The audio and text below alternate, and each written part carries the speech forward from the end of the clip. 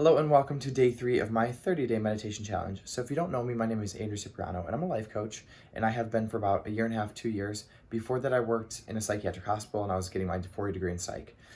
So that's just some backstory about who I am. I primarily help people, what I do as a life coach is I help people to define who they want to become and actually take action towards it. Pretty much in simple terms. It's not therapy, it's different than that. I focus very much so on the future and who you want to become. We don't really spend time rooting around the past.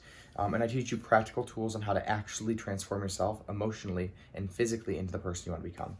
So the reason I'm doing this meditation challenge is because for the last about 100 days, about the last 3 months, I've been listening to people called Abraham Hicks on YouTube, and that's pretty much the law of attraction people. And what they say is if you're not really sure what you want, your higher intelligence, you can connect to that higher intelligence and it always has all the answers for you. And if you can align with that higher intelligence more often, you will be able to make decisions with more certainty. You'll know what you'll want. You'll be able to be guided by your emotions forward. And one of the biggest reasons I'm doing this challenge is because I really want an answer to the question, should I move in November when my lease is up? I have about 4 months left with this lease, and I have this gut feeling that I don't want to be in Michigan any longer, and I want to move. And there's it's a very torn decision, right? Because my family's here. I moved to Spain for a year, so I'm familiar with moving. I'm familiar with moving abroad, and I'm very torn on the choice.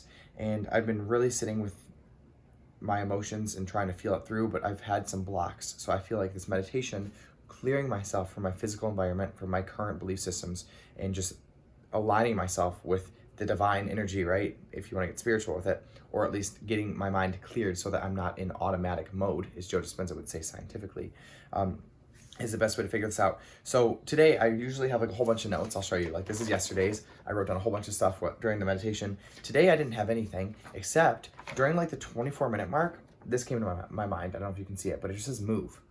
I had this just like blinding thought that was very emotional. It's like, oh, it was inspired. I think this emotion, if I had to name it. It was like an inspirational thought that said move. And that was interesting to me on day 3. So I have 27 days left of this challenge. I'm very interested to see what happens. And I want to make sure that I'm not making a decision to move, running away from my problems. I did that, I think, when I went to Spain.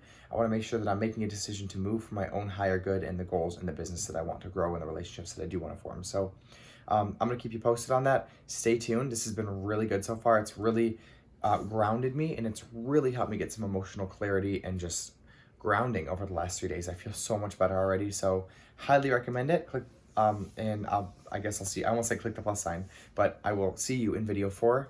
And if you have any comments or questions, like leave them in the box below. I'd love to hear from you.